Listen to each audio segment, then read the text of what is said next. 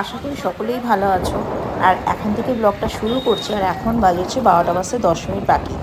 আর আমি আর কৌশিক সানাকে নিয়ে যাচ্ছি হচ্ছে সানাকে পড়াতে দিতে ব্যান্ডেলে। তো ওকে দিয়ে তারপরে আমরা একটু এধার ওধার ঘুরে বেড়াবো, তারপরে একবার ওকে নিয়ে আসবো। তো ওকে পড়তে ঢুকিয়ে দিয়ে আমরা তো বেরিয়ে পড়েছি। কোথায় যাব জানি না, তো চলে যাচ্ছি সোজা ব্যান্ডেল চার্চের দিকে। তো ওই যে ব্যান্ডেল চার্চের মাথাটা দেখা যাচ্ছে দূর থেকে, তোমরা দেখতে পাচ্ছ কিনা জানি না। এই যে, তো একটুখানি ওখানটা দাঁড়াবো, দাঁড়িয়ে একটু চাটা খাবো, একটুখানি ঘুরবো, তারপরে সানাকে নিয়ে সোজা বাড়ি চলে যাব। এটাই আজকের আর কি প্ল্যান আমাদের। আর ব্যান্ডেল চার্চে দেখছি এই জায়গাটা বেশ ভিড়। এই সময়টা প্রচুর পরিমাণে লোক এখানে যাতায়াত করে এবং দেখতে আসে। এটা তো একটা দর্শনীয় স্থান এবং খুবই বিখ্যাত দর্শনীয় স্থান, তোমরা সকলেই জানো। তো দেখো কি ভিড়। এই যে ব্যান্ডেল চার্চের ঠিক অপোজিটে এই দোকানটাতে আমি একটুখানি চা খাবো।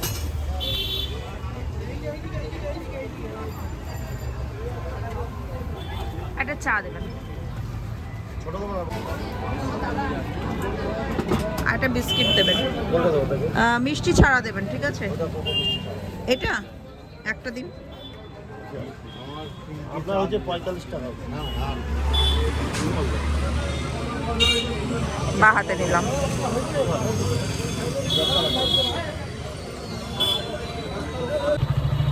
আমি একবার ঢুকেছিলাম। তো আমরা ব্যান্ডেল চার্চের পাশ দিয়ে যাচ্ছি, তো কৌশিককে বলছি চল একটু ঘুরে আসি। বলছে না আমি যাবো না, আমার ভালো লাগে না। কেন? তো আমরা এই দিক দিয়ে কি করব, সময়টাও তো কাটাতে হবে। তো আমরা পাহাড়ের থেকে নিচে নামছি, একদম নিচের দিকে জলাশয়ের দিকে মনে হচ্ছে। কি ঢালু রাস্তা দেখো, উঁচু মতো রাস্তা, আর কি বড় পাঁচিল বলো, চার্চের পাঁচিলটা কি মোটা দেওয়াল। এখানে মেলা মতো বসে, আর এই সময়টা বেশি বসে শীতকালটা, গরমকালে এত থাকে না। যেহেতু সকলে আসে এই সময়টা ব্যান্ডেল চার্চ পরিদর্শন করার জন্য, ওই কারণের জন্য। তো এই দিকটা চলো তোমাদেরকে দেখাচ্ছে, খুব সুন্দর জায়গা আছে। বাবা কি গো, এখানেও তো প্রচুর স্টল করেছে গো, মেলা বসেছে, বিকালবেলা মেলাও বসে। এই যে এই জায়গাটা দেখো, পুরো ফাঁকা মাঠ আর প্রচুর গাছপালা রয়েছে।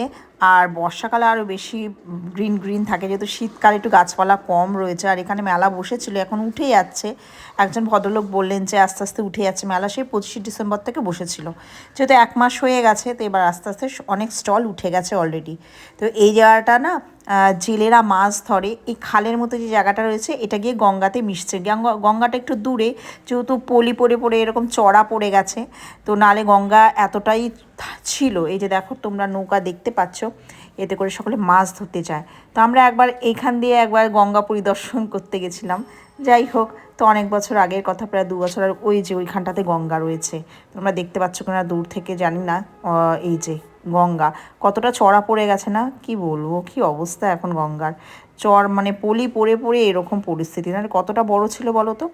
আর এই যে এই নৌকাগুলো দেখছো, এই নৌকাগুলো করেই অনেকে ঘুরতেও যায় ওই জায়গাটা বিকালের দিকে।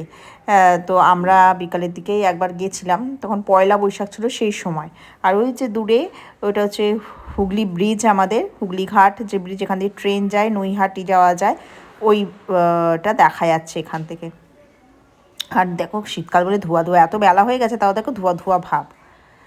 আর এইখানটাতে এই বট গাছটা তো কিন্তু প্রচুর পুরনো। এইটা হচ্ছে মা গঙ্গার পুজো করা হয় এখানে প্রত্যেক বছর। এই দেখো গঙ্গা মাতার পূজা কমিটি এখানে রয়েছে। আর এখানে একটা মন্দিরও রয়েছে। আর কৌশিক বসে বসে গল্প করার জন্য এই সব জায়গার গল্প করছে। একজন ভদ্রলোক রয়েছেন, উনি মাছ টাছ ধরেন, মাছের গল্প হচ্ছে আর কি। তো চল তোমাদেরকে মন্দিরটা দেখাই। এখানে এই গঙ্গা মায়ের মন্দির রয়েছে, দূরে একজন ভদ্রমহিলা পুজোও করছেন মনে হয়। এই যে, এই যে মায়ের মূর্তি, এখনও পুরো মন্দিরটা কমপ্লিট হয়নি, তবে ছোট ছিল, এটা বেশ বড় করেছে মন্দিরটা। এই যে মা। আর এখানে বাচ্চাদের সেই গাড়িগুলো ঘুরে, তো এইগুলো ছোটোবেলায় না সানা খুব চড়তো। এখন বড় হয়ে গেছে, এখন তো চড়ার কোনো ব্যাপার না, সব বাচ্চাদের জিনিস এগুলো। ভালোই মেলা বসেছে। আমরা যাই হোক এর আগে আসিনি, আর আসা হয়ও না। আর এই জায়গাটা কি, এই যে সানার বন্ধু। তা কৌশিক বললো চলো এবার এগোই আস্তে আস্তে। তো আমরা এগিয়ে যাচ্ছি আর যাব হচ্ছে ব্যান্ডেল চার্চের ভেতরে। তো তো কৌশিক বললো যে তুমি যাও গিয়ে ব্যান্ডেল চার্চটা দেখে আসো, একটু ঘুরে আসো। আর আরেকটা হচ্ছে, ব্যান্ডেল চার্চে প্রবেশের জন্য কোনো পয়সা লাগে না, একদম বিনামূল্যে তোমরা প্রবেশ করতে পারো সকলে। তো আমিও ঢুকবো আজকে, একটুকুনি ঘুরে টুরে চলে আসবো। সময়টাও তো কাটাতে হবে, কারণ সানাকে ছাড়তে অনেকটা সময় এখন। আর এখানে একটা জিনিস দেখাচ্ছে, এখানে স্টল রয়েছে সব মোমবাতির, এই মানে চার্চে মোমবাতি দেওয়ার জন্য। দেখো কত বড় বড় মোমবাতি।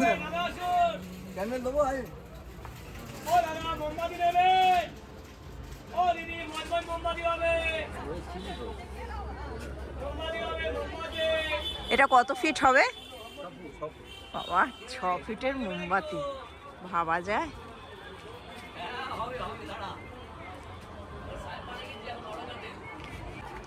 আর এইদিকে আরও কয়েকটা মোমবাতির দোকান আছে। এখানে আবার 6 ফিটের মোমবাতিগুলো দেখো বিভিন্ন কালারের, কত বড় বড় মোমবাতি। এবার আমি ঢুকে যাচ্ছি চার্চের ভেতরে। এটা হচ্ছে মেন দরজা চার্চে ঢোকার। আর এখানে বেশ পরিষ্কার পরিচ্ছন্ন। আর এখানে টাইম টেবিল দেওয়া আছে, কখন আর কি ওপেন হয়, কখন ক্লোজড হয়, এগুলোই সমস্ত কিছু রয়েছে এখানে। এবার আমরা ঢুকে পড়ছি একদম মেন জায়গায়।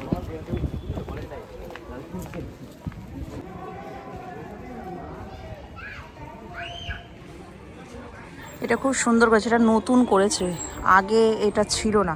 আমি আজ থেকে প্রায় কি বলবো, মানে 20 বছর, 20 বছর কি তারও বেশি, তারও আগে এসছি।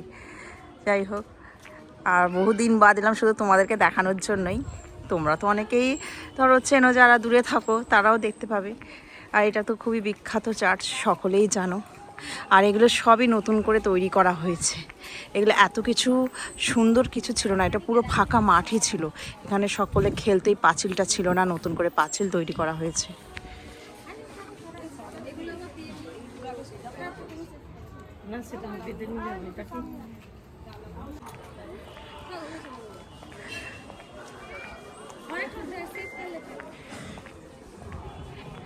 এইগুলো সমস্ত কিছু নতুন করে করা হয়েছে। আসলে ব্যাপারটা কি বলো তো, এই দেখো ভেতরটা পার্ক মতো করেছে, বেশ ফুলের বাগান দিয়ে।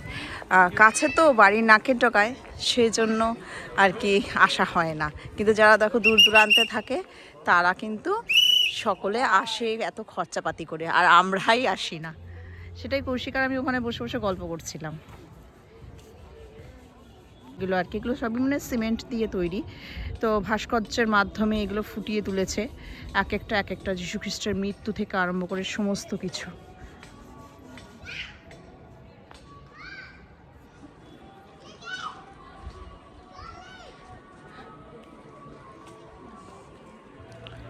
যেমন এইটা পুরোটাই খোলা ছিল, পুরো আমরা ওই পাঁচিল ছিল না ওখানে, পুরো একদম গঙ্গাটা দেখা যেত।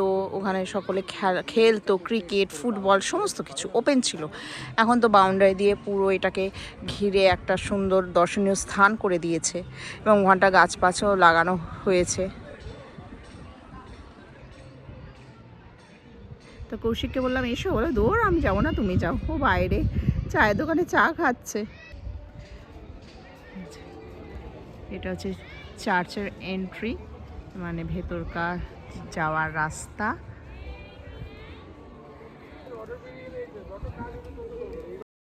তো আমি চার্চের মধ্যে ঢুকে গেছি ভেতরে।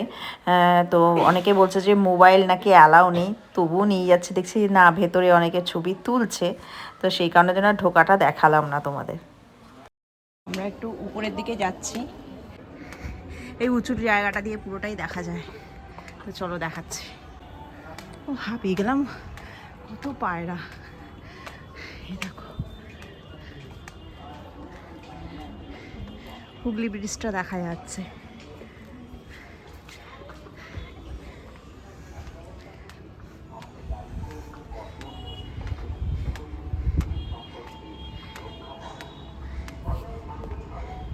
এখানে প্রার্থনা করা হয়, প্রার্থনা স্থান।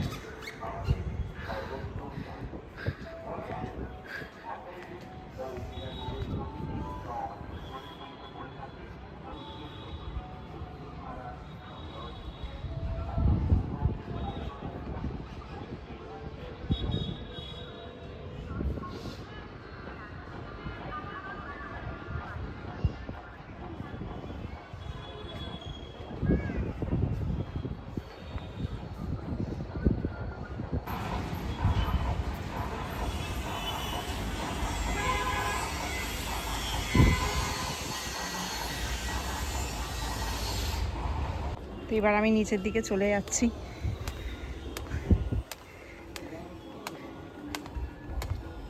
আজ উইকডে, তবুও দেখো ভিড়। আর স্যাটারডে সানডে প্রচণ্ড ভিড় হয়, আর কদিন বাদ থেকে আর হবে না। যাই হোক, এই 25শে ডিসেম্বরের কয়েকদিন আগে থেকে প্রচণ্ড পরিমাণে ভিড় হয়। ভেতরের যে মেন জায়গাটা, যেখানে আর কি সবগুলো প্রেয়ার করে, এমনকি যীশু খ্রিস্টের মূর্তিটাও রয়েছে, সেখানে ঢোকার নিয়ম নেই, বিশেষ করে ক্যামেরা নিয়ে। ঢোকা যাবে, আমি যেতে পারবো, কিন্তু উইদাউট ক্যামেরায়। তো ওই কারণের জন্য আর ঢুকিনি। আর এখানটা বেশ কয়েকটা ফুল গাছ লাগিয়েছে মিডলটায়।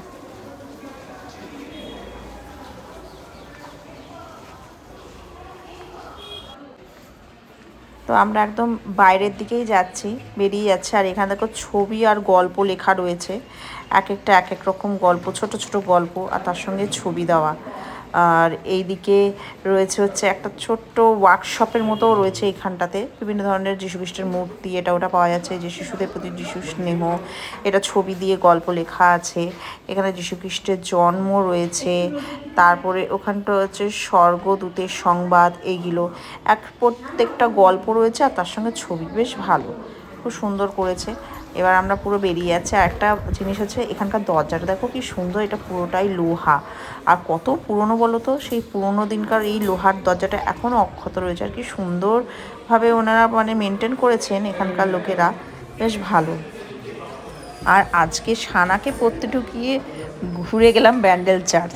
সত্যি এটাও একটা দারুণ ব্যাপার বলো। আর সানা তো জানেই না, সানা জানলে কি বলবে কি জানি।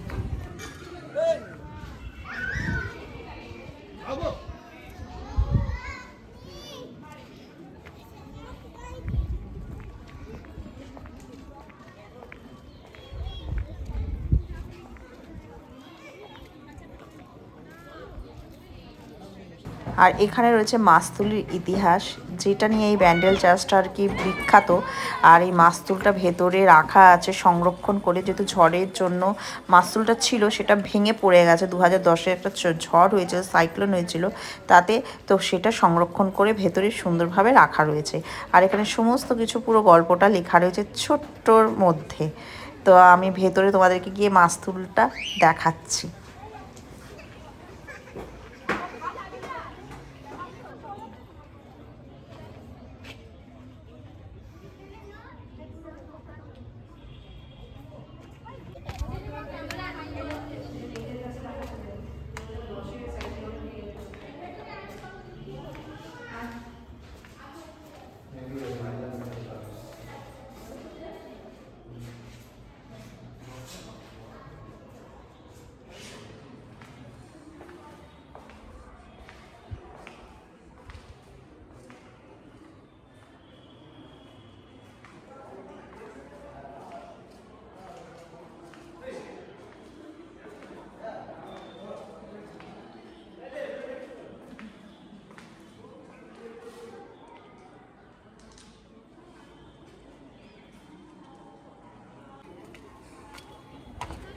এবার আমি সোজা মেন গেটের দিকে এগিয়ে যাচ্ছি, কারণ কৌশিক বাইরে দাঁড়িয়ে রয়েছে। কি গো, চলো। আগে আমরা ওই যেটা খোলা ছিল, তো আমরা উপরে উঠে বসতাম না, আর এখন পুরো একদম পুরো বাউন্ডারি দেওয়া হয়ে গেছে, পুরো অন্যরকম চেঞ্জ করে দিয়েছে, বিল্ডিং করে পুরো। আমরা যাচ্ছি, এখন 1 ঘন্টা বাকি সারাকে ছাড়তে। এবার কোথায় যাবো জানি না, কোথাও গিয়ে দাঁড়াই বা বসি। আর এখানে কোনো ঘাটটাট সেরকম আছে গো যে বসার মতো? দেখেছো? এখানে এলাকা বাসিন্দা জানে না, কি বলবো। ও, ওরা ঘাটে ঘাটে ঘুরে বেড়াতাম না, এই ঘাটে আসছে আমাদের নিয়ে। যারা ঘাটে ঘুরে বেড়ানো পাবলি তারা ঘাট বাবা, কি বলছো শুনছো? তো খিদে পাচ্ছে, তো একটা ছোট্ট কেক কিনবো। তো এখানে ঠিক ব্যান্ডেল চার্চের অপোজিটে একটা দোকান আছে, অনেক কিছু খাবার দাবার পাওয়া যায়। শুধু পেস্ট্রিও দেখছি, নর্মাল প্যাটিস রয়েছে, এছাড়াও বিভিন্ন ধরনের জিনিসপত্র, খাবার দাবার সমস্ত কিছু, জল থেকে আরম্ভ করে আইসক্রিমই দেখো, বার্গার, পিৎজা, কিছু বাদ নেই এই দোকানটা। এই দোকানটা কিন্তু খুব ভালো। ক্যাডবেরির সম্ভার তো প্রচুর, বিভিন্ন ধরনের ক্যাডবেরি, বিস্কিট, মানে প্রচুর স্টক রয়েছে, যা দেখলাম দোকানটায় বেশ ভালো। মানে এখানে ঘুরতে এলে টুকটাক খাবার দাবারের কোনো অভাব হবে না। আর এখানটা দেখো কত রকম ক্যাডবেরি, বিভিন্ন ধরনের রয়েছে। সানা দেখলে একটা অন্তত নিত, যা দেখে মনে হচ্ছে। আর এখানে আইসক্রিমও প্রচুর, কোথাও আইসক্রিম পাওয়া যায় না এই শীতকালে, কিন্তু এখানে দেখছি প্রচুর স্টক। যাই হোক, ভালো দোকানটা বেশ। তা আমি একটা কেক নিয়ে নিচ্ছি, আমি রাংতায় মোড়া কেকটা নিচ্ছি, একদম নর্মাল। ওটা খেলে পেটটাও ভরে। এই যে তো চলে এসেছি ফুচকার দোকানে। কেক খাওয়ার পর একটু ফুচকা খাবো। এখন বাজে বেলা 2টোর সময় খাচ্ছি ফুচকা। তো কৌশিক বলছে যাও খাও, তো অল্প একটুখানি খাবো, বেশি খাবো না। আর দুপুরবেলা ফুচকা খেতে কিন্তু খুব ভালোই লাগে। জানি না তোমাদের কেমন লাগে, আমার তো ভালো লাগে। তো তুমি খাবে না? আমি 10 টাকারই খেলাম, বেশি খেলাম না, কারণ দুপুরবেলা। কিন্তু ফুচকাটা ভালো ছিল। এবার চল, এবার যাবে নাকি? এখনো দেরি আছে। কটা বাজে? এখনো দেরি। হ্যাঁ, আমি ওখানে বসবো না, তুমি বসো, গিয়ে যাও, এখানেই দাঁড়িয়ে আছি। আর পড়া হয়ে গেছে, সব বন্ধুরা ওখানে সব ফটো টটো তুললো। আর দেখা হবে কিনা সন্দেহ।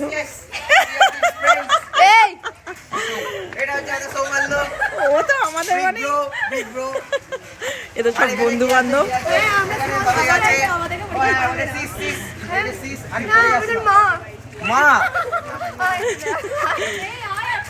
যাই হোক, চলো। সরস্বতী পুজোয় সব স্যার নিমন্ত্রণ করেছে, আবার দেখা হবে সরস্বতী পুজোর দিন। চলো, টাটা, ভালো করে পড়াশোনা করবে। Bye bye, bye bye, happy মাধ্যমিক। চলো এবার আমরা বাড়ি চলে এসছি বাড়ি। ও মা, এখানে ইঁদুর মেরেছে বিড়াল। ও মাই গড, এই সকলে দেখো, ওই দেখো নিয়ে পালিয়ে যাচ্ছে ইঁদুরটা। মা, ওই যে রনি। হ্যাঁ, ওখানে একটা লেংটি ইঁদুর ছিল, লেংটি ইঁদুর। তাকে একটা বিল্লি পুষি মেরে রেখে দিয়েছে, তুই কিছুই দেখতে পেলি না। কি করলি তুই? ছোট ছাদ থেকে তো দেখতে পাচ্ছি, তুই নাক ডেকে। হ্যাঁ, ঘুমোচ্ছিল, সে তো বোঝা, ও চোখ দেখেই বোঝা যাচ্ছে ঘুমোচ্ছিল। সর। একটা জিনিস দেখো, এটা হচ্ছে ডিমের অমলেট, সমস্ত কিছু সবজি দিয়ে বানিয়েছে হচ্ছে মিষ্টির কৌশিক। আর আজকে নর্মাল রান্না, ডাল সিদ্ধ।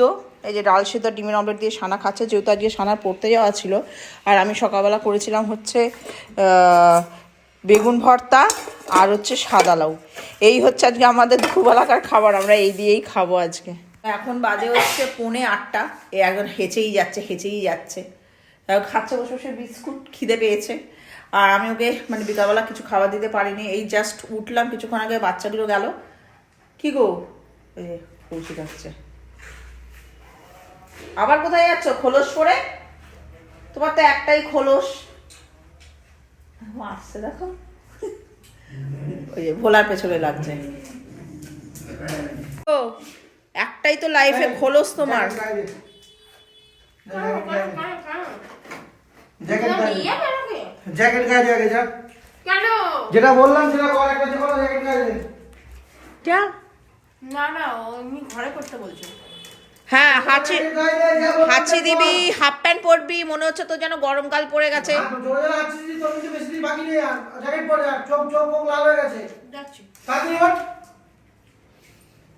এখন খাচ্ছে হচ্ছে চপ আর মুড়ি। বাপ আর বেটি মিলে গেছিল চপের দোকানে। আর ওইদিকে কি নিয়ে এসছে মানে কিছু বলার নেই আমার। আর বললাম পনির আনতে, নিয়ে এসছে আবার অল্প একটুখানি মাংস। বলে মাংস রুটিই খাবো, মানে পরপর 3 দিন আমরা রাত্রিবেলা শুধু মাংস রুটিই খেয়ে যাচ্ছি। কালকেও খেয়েছি, তার আগের দিনও খেয়েছি, আজকে আবার।